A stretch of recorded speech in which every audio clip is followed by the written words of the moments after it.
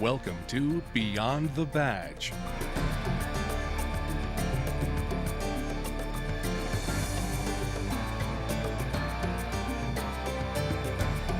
Beyond the Badge is an inside look at your Oshkosh Police Department, brought to you through the resources of Oshkosh Community Media Services.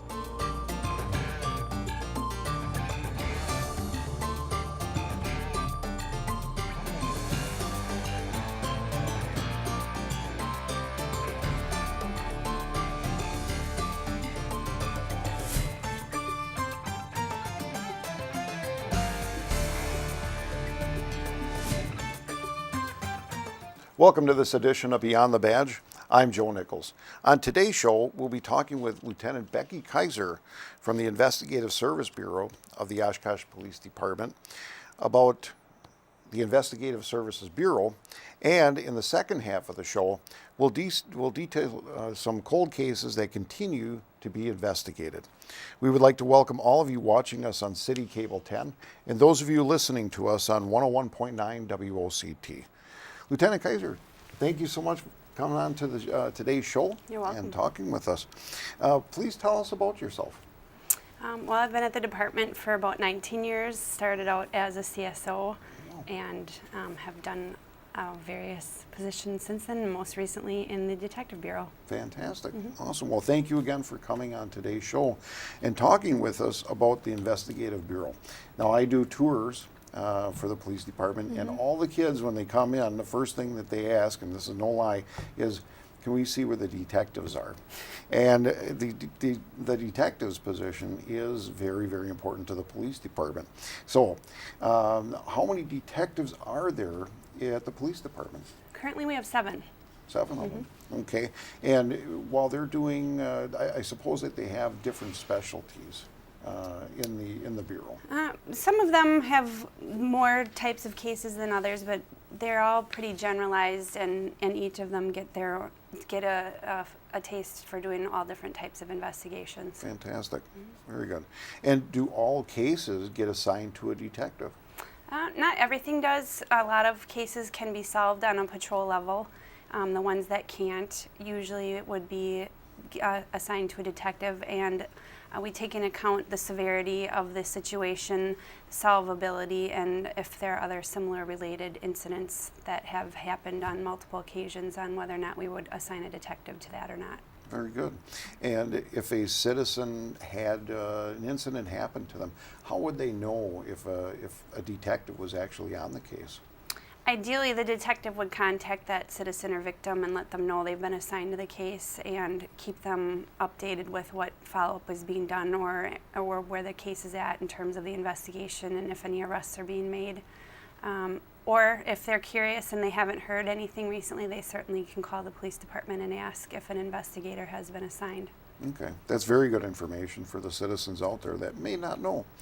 And so what are some of the crime trends that we're seeing in the city right now? Right now we're seeing an increase in property crimes, specifically burglaries to residences, also to businesses. We see a lot of theft from vehicles where either people aren't keeping their vehicles locked or they're actually forcing entry into vehicles where they see valuables are inside. So it's a good idea to keep those valuables either not in your vehicle or hidden and out of eyesight so that it's not tempting for a person looking for things to steal out of a car. We also, which is related to it, we see an increase in drug use and drug abuse, which leads to a lot of the property crimes that we just talked about. Okay, they pretty much go all hand in hand with. Correct. If it's happening there, it's probably got something to do with drugs. It usually does. All right. And in 2013, I'm not sure how many cases were assigned to detectives, but how many cases were cleared by an arrest? In 2013, we had 460 cases that were assigned to a detective, and 168 of those were cleared with an arrest. Wow, that's awesome. That's pretty In good. addition, 116 were just closed with the investigation where no arrest was made, but they were closed with a definitive answer with some closure to that case, and then 96 are still openly being investigated. Okay. With 80 being suspended, which right. means that there was no real closure to the case, but there are no current suspects or any leads to take the investigation further. Very good, very good. And I know that we try to put out as much information as possible when we get these crimes. And if people have, information about any crime that they know of, contact the police department, because it's very, very important to clear these cases up, because we got victims. And, Absolutely. And the clearance rate is important. We'll be looking, let's take a look at violent crimes and property crimes again. Please tell us what a violent crime is and what a property crime is. Violent crimes would include our homicides, our robberies, strong arm robberies, as well as armed robberies, forcible sexual assaults, and person-on-person aggravated assaults. Okay. Property crimes include what we talked about earlier, thefts, burglaries, and also damage to property. Okay, very good.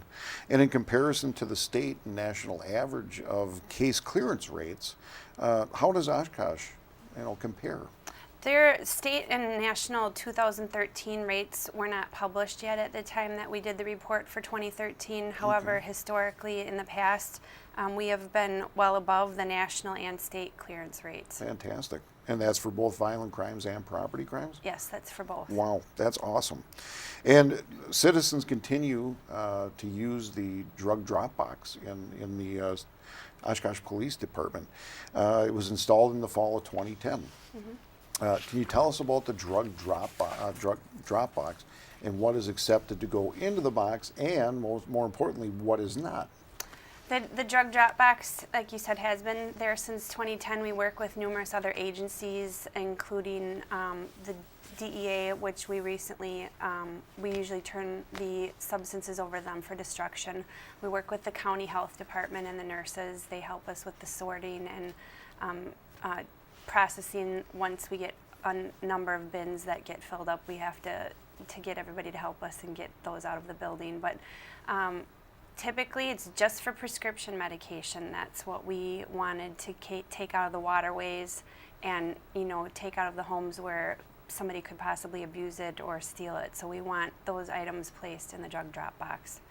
Items not to put in the drug drop box would be like a lot of over-the-counter things or vitamins, cough drops, things of that nature. Anything that's really not a prescription medication does not need to go in there.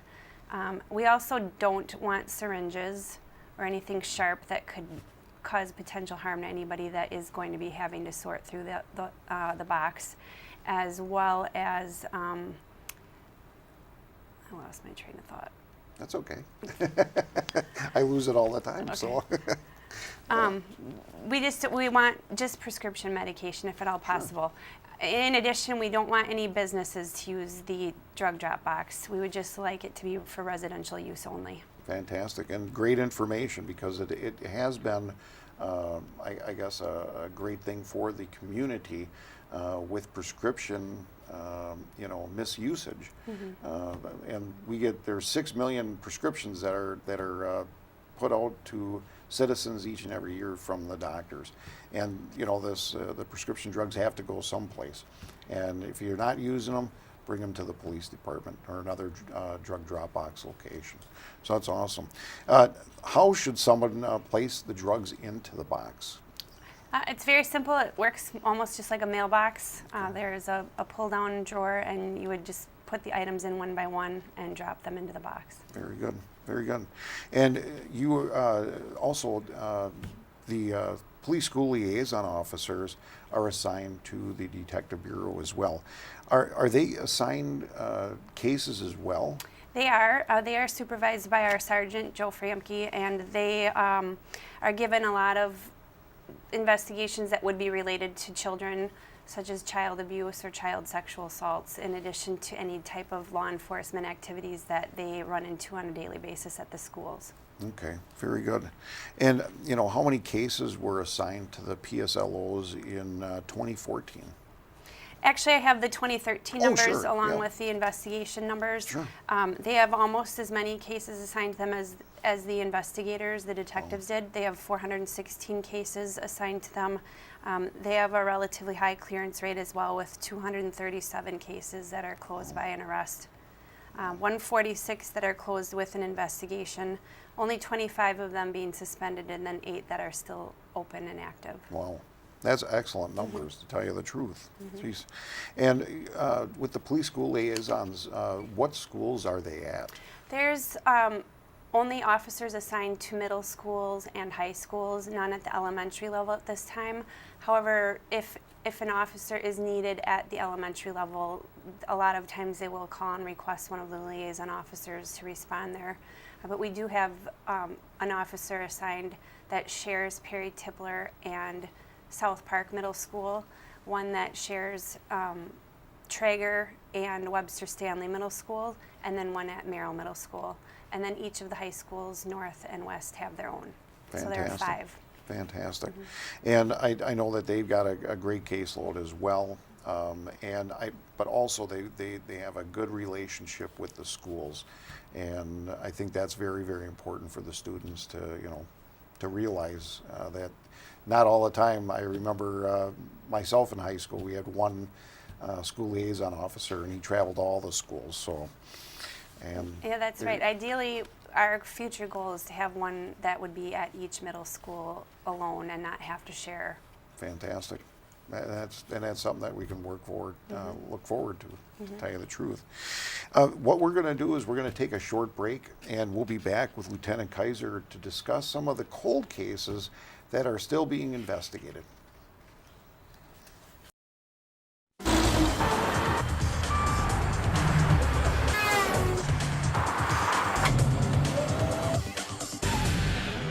When we use our lights on the side of the road, use yours.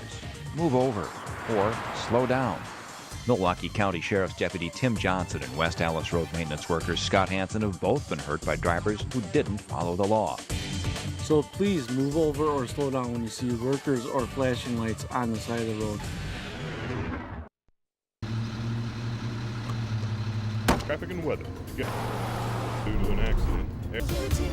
Say what you say, act how you act, play how you play. 468, Luke 12 and Hampton, helping look at what I'm going on. Clerk comment.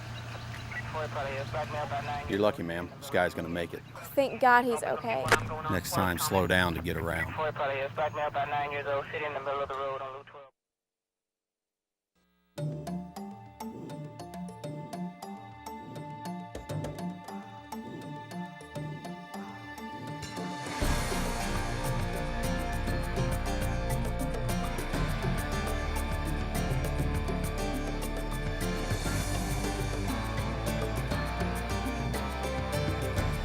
Welcome back to Beyond the Badge. For those of you just joining us, we are here with Lieutenant Becky Kaiser from the Investigative Services Bureau of the Oshkosh Police Department. Lieutenant Kaiser, some cases, no matter how big or small, sometimes go unsolved, or information stops coming in that may solve a case. You have a few cases that you would like more information about from the citizens who might know about this. And please tell us some of the cold cases that are still being investigated at this time. Okay. One that just recently was brought to our attention was a suspicious death that occurred in 1965. Wow. We had not been aware of this as being a cold case. In fact, it happened long before any of us worked at the police department, and many of the records are no longer in existence. However, we were recontacted by a family member of the victim, hoping that we could possibly get some more information into the investigation. There you go. So with that one, Stephen Capel, he was 18 years old at the time, a UWO freshman from the Kaukauna area, disappeared from Breeze Hall on September 28, 1965. He was reported missing by a high school friend and a UWO classmate on September 30th, 1965. Capel's body was found in Millers Bay at Menominee Park on October 16, 1965. The cause of death at that time was ruled drowning. However, he was found with his hands and legs bound and a 30-pound rock attached to his body, weighting him down in the water. A coroner's inquest was conducted and the cause of death was ruled to be undetermined. So we are asking anyone that may have information about that very old case to contact us at the Oshkosh Police Department. Absolutely. And for any of you that know about this case or have information, we ask you to contact the Oshkosh Police Department at 236-5700. Or if you have information you want to remain anonymous, you can surely contact Crime Stoppers, which is 231-8477. I got the number right. And then also you can go to their website, WinnebagoCrimeStoppers.org, or you can text I Gotcha and your tip to 274-637, and you may be eligible for a $1,000 reward. And Lieutenant Kaiser will go on to the second incident, and this involves a Oshkosh police officer. It does. We have an unsolved shooting that involved Oshkosh Police Officer Nate Gallagher that occurred on July 17th, 2004, when he was standing on the corner of 17th Avenue in Minnesota next to his squad car while he was on a perimeter position after an underage drinking party. That party resulted in several juveniles running from the police in that area. When Officer Gallagher was standing next to his squad car, he received a gunshot wound to his arm that apparently was fired from south of 17th Avenue on Minnesota Street. The bullet actually traveled through the squad car, the front doors, and through into his arm, and then out. He was rushed to the hospital by an officer that was with him at the scene, treated for his injuries, which were not life-threatening, and released. However, we never located the shooter. Okay. And once again, for those that have information about this crime, we're asking you, please contact the Oshkosh Police Department with any information that you have. And then once again, if you want to remain anonymous, you can contact the Crime Stoppers tip line at 231-8477.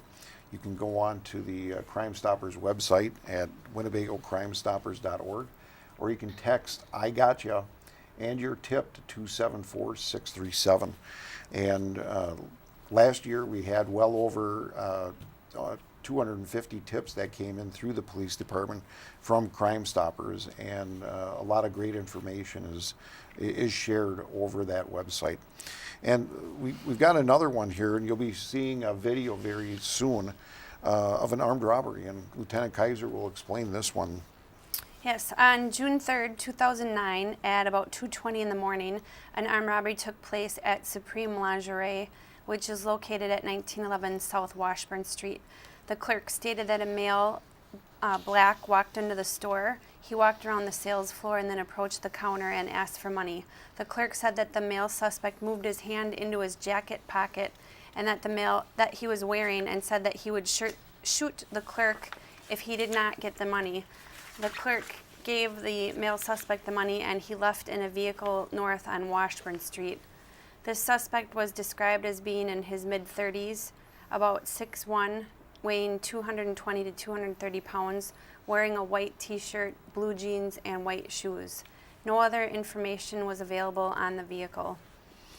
Okay, and once again, we want to reiterate our number here at the Oshkosh Police Department, 236-5700. If you happen to, recognize the suspect in the video, or if you have information and want to remain anonymous, you can once again go to Crime Stoppers and get that information to us. And the number is up on the screen, along with the website, and also you can text the information in and be eligible for a $1,000 reward. And Lieutenant Kaiser has one more cold case that the police department is working on, and that is another armed robbery that will be, and there'll be a video clip with this one as well. And so, Lieutenant Kaiser, if you would, please. Sure. On November 26, 2011, at about 6:30 a.m., an armed robbery took place at the Blue Moose convenience gas station that was located at 1759 West 9th Avenue. The clerk stated that a male, white, wearing blue jeans, a blue hooded sweatshirt, and a black ski mask, displayed a handgun and said he needed money. The clerk gave the suspect money from the drawer, and he left in a southerly direction from the store. Very good. And once again, we're always looking for information about cold cases, and whether it's these 4 cases that we highlighted today, or if it's another case, we ask that you please contact the Oshkosh Police Department at 236-5700, or you can go to Crime Stoppers at 231-8477. Go to WinnebagoCrimeStoppers.org and leave your tip there on the web, or you can text I Got You to 274-637, and you can be eligible for up to a $1,000 reward. Lieutenant Kaiser, now if somebody has information and they'd like to speak to a detective, which number would they call for that? They should still call the non-emergency number at 236-5700. Give as much detail that they can to our person that answers the phone regarding what case they're calling on, if they would have a complaint number, and then that way it can be looked up if they should be speaking to a specific detective, or they can speak with me and I can put them in touch with the right person. Fantastic, fantastic. And once again, I hate to repeat myself over and over, but contact the Oshkosh Police Department if you have information on a case. You can remain anonymous even if you call the non-emergency number. You can also remain anonymous by contacting Crime Stoppers. And all this information does benefit the community as a whole due to the fact that crime is reduced, and we actually find out who the perpetrators are in any of these cases, and we put them away and get them off the street, and that's what's most important. Lieutenant Kaiser, I really thank you for being on today's show and being with us and talking with us about the Investigative Services Bureau and also about the cold cases. You're welcome. Okay. Thank you. Thank you. And we'll be right back after this short break.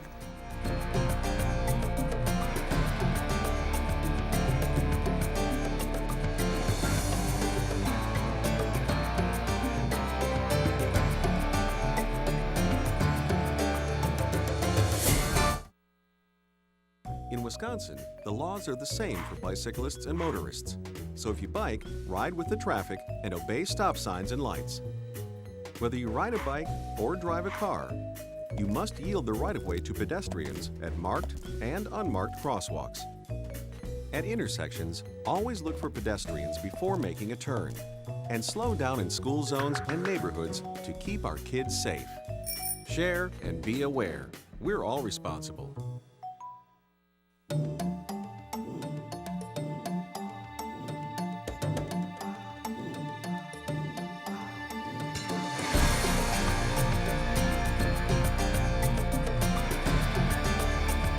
Welcome back to Beyond the Badge.